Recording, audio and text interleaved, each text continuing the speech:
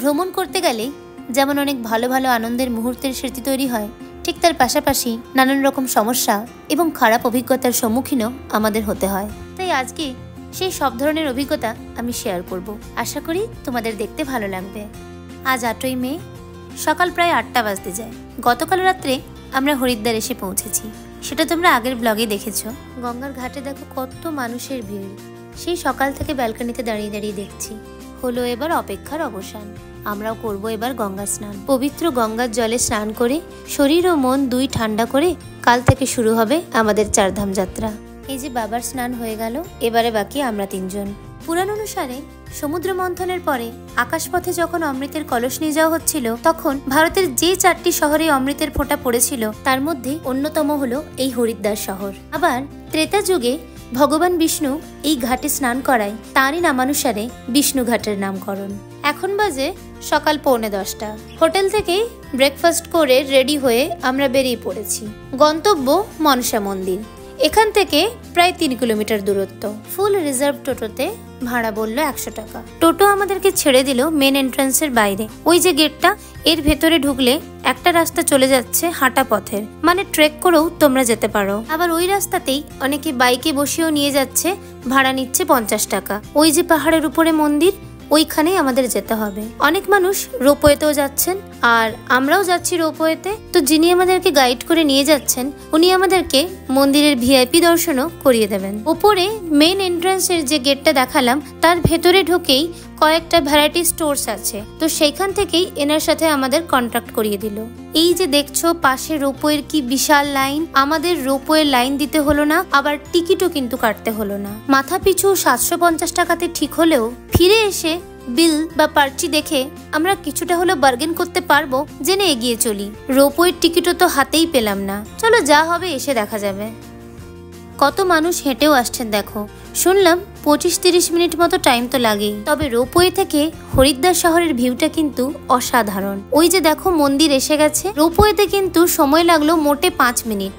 মন্দিরের রাস্তায় যেতে যেতে দেখবে সার দিয়ে প্রচুর দোকান। পুজোর ডালি যেখানে কিনলাম সেখানেই আমরা জুতো রেখে দিলাম। মন্দিরের কাছাকাছিও বিনামূল্যে জুতো রাখা যায়, চাইলে সেখানেও রাখতে পারো। মুখ্য মন্দিরে যাওয়ার আগে প্রচুর অন্যান্য দেবদেবীর মন্দিরও আছে, তাই ডালিটা কিন্তু আগে দিয়ে দিও না, অপেক্ষা করো মুখ্য মন্দির আসা পর্যন্ত।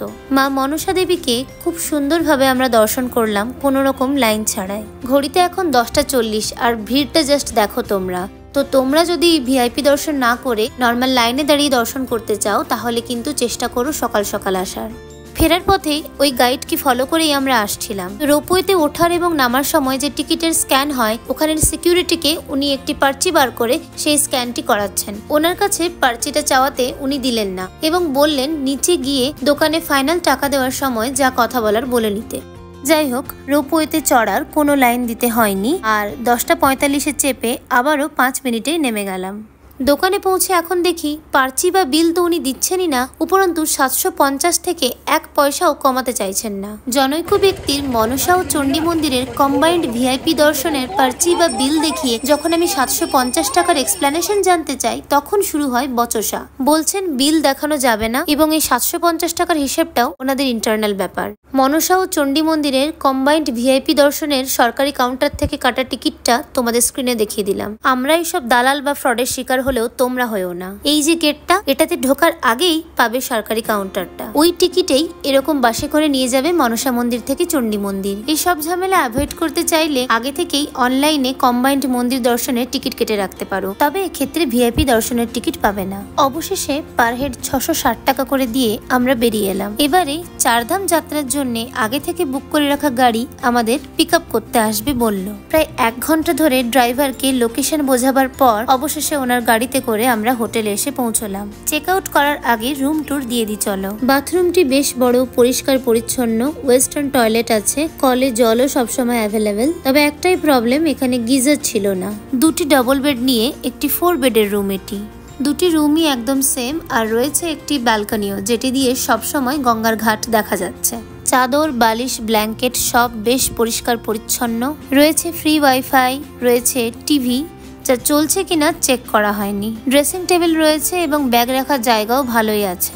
4 বেড এসি রুমের রেট এখানে 4000 এবং নন এসির 3000 টাকা। তবে কাল রাতে এসি চালানোর সাথে সাথে স্পার্ক করে এসি বন্ধ হয়ে যায়। এই ঘটনায় আমরা কিছুটা ভয়ই পেয়ে গেছিলাম। ওই যে দেখো প্লাগটা পুড়ে গেছে। তারপর কালকে রুম সার্ভিসে যিনি ছিলেন ওনাকে ডাকতে উনি বললেন এসি এখন বন্ধই রাখতে, এবং চেক আউটের সময় মালিককে বললাম যে নন এসি রুমে 3000 টাকা চার্জই আমরা দেব, উনিও মেনে গেলেন।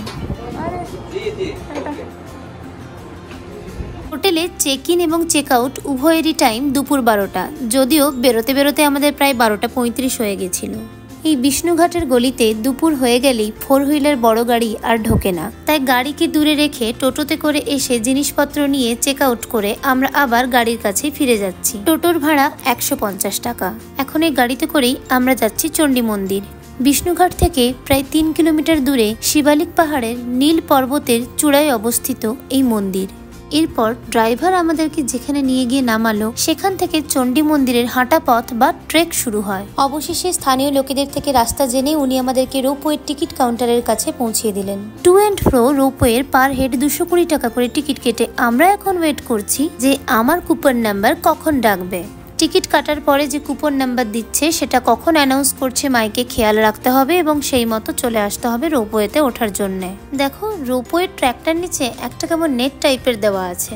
এক্স্যাক্টলি এর কারণটা কি আমি বলতে পারবো না, তবে তোমরা কেউ জানলে কমেন্ট করে বলো তো। ভিআইপি দর্শনের টিকিট কাউন্টার পেলাম না, তাই নর্মাল লাইনেই দাঁড়াতে হলো। তবে বেশিক্ষণ না, ওই 2:15 নাগাদ দাঁড়িয়েছি আর 2:30টায় দর্শনও হয়ে গেছে। ও হ্যাঁ, রোপওয়ে লাইনের পাশাপাশি অনেক দোকান আছে, তোমরা সেখান থেকেই চণ্ডী মাতার পুজোর ডালি কিনে নিতে পারো। নামার সময় রোপওয়ের লাইন ভালোই ছিল, তাই নামতে নামতে প্রায় 3:30 বেজে গেল। আজকে আমাদের ঋষিকেশে সন্ধ্যারতি দেখার প্ল্যানিং আছে। এদিকে সকাল থেকে এত সময় নষ্ট হয়েছে যে হারকি পাউরি ঘাটে যাওয়ার সময়ও হয়নি। আগেই চারধাম যাত্রার সমস্ত প্ল্যানিং করা আছে, ফেরার টিকিটও বুকড আছে, সুতরাং এখানে একদিন বেশি থাকার সাহসও পাচ্ছি না। যাই হোক, আমরা ড্রাইভারকে বলেছিলাম যে হোটেলের রাস্তাতেই নামিয়ে দিতে, আমরা সেখান থেকে পায়ে হেঁটে হারকি পাউরি ঘুরে নেব।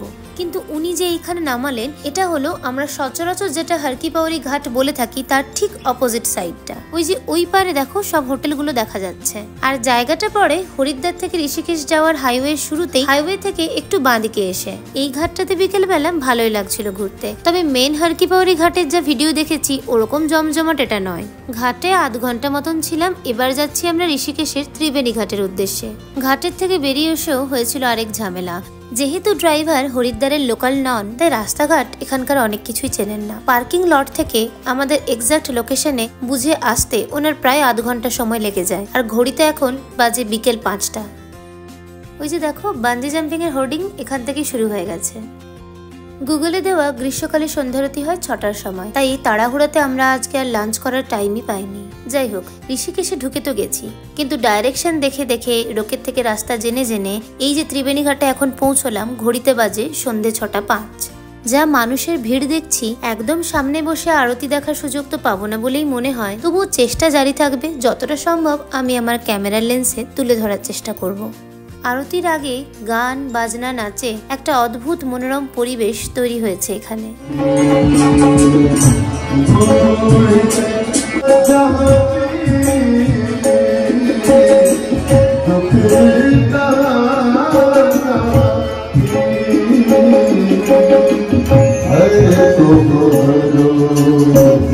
এই ত্রিবেণী ঘাট হলো গঙ্গা, যমুনা এবং সরস্বতী এই 3 নদীর মিলনস্থল। কথিত আছে হরিদ্বারের হারকি পাউরি ঘাটে স্নান করে যে পুণ্য অর্জন করা যায়, ঋষিকেশের ত্রিবেণী ঘাটে স্নান করেও সেই সমান পুণ্য অর্জন করা যায়।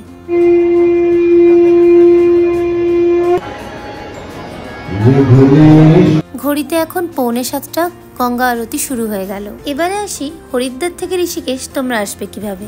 মাঝে 30 কিলোমিটারের দূরত্ব এই দুটি শহরের মধ্যে অটো চলাচল করে। আর ত্রিবেণী ঘাটে আসার জন্য তোমরা ঋষিকেশ বাস স্ট্যান্ড থেকে পেয়ে যাবে অটো। এছাড়াও রেলওয়ে স্টেশন তো ঋষিকেশে রয়েছে, তাই গাড়ি বুকিং যদি না করো এই বিকল্প পদ্ধতিতেও আসতে পারো।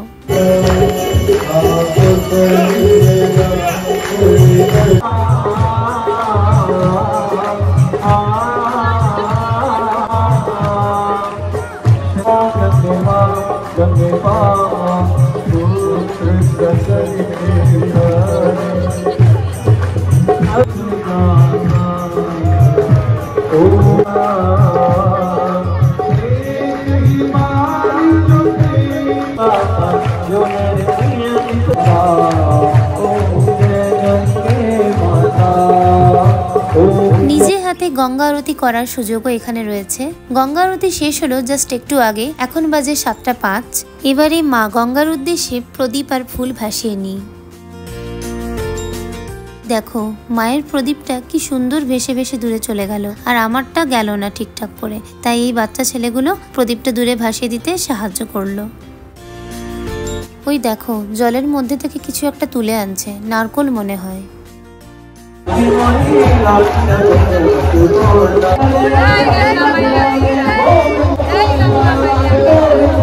ভিড়টা মনে হয় এখানে প্রসাদের জন্য। আমরাও পেয়ে গেছি এখানের চালের পায়েসের প্রসাদ। ঘড়িতে বাজে 7:40। যোগনগরী ঋষিকেশেই হবে আজকের আমাদের রাত্রিবাস। হোটেল বুকিং করা নেই, তাই তাড়াতাড়ি ডিনার করে নিয়ে চলো দেখি কোথায় ভালো হোটেল পাওয়া যায়। ত্রিবেণী ঘাটের কাছেই আমরা ডিনার করে নিয়েছিলাম। ঘাটের বাইরে প্রচুর দোকান, রেস্টুরেন্ট, হোটেল, ট্রাভেল এজেন্সি ইত্যাদি রয়েছে। রাত্রেবেলা রামঝোলাটাকে কি সুন্দর লাগছে দেখো। এটা আমাদের হোটেলের ব্যালকনি থেকে ভিউ। আসছি পরের ব্লগে বাকি গল্প নিয়ে। ভিডিও ভালো লেগে থাকলে লাইক, শেয়ার ও কমেন্ট অবশ্যই করো। এরকম আরো ভিডিও পেতে চাইলে সাবস্ক্রাইব করে দিও। টাটা।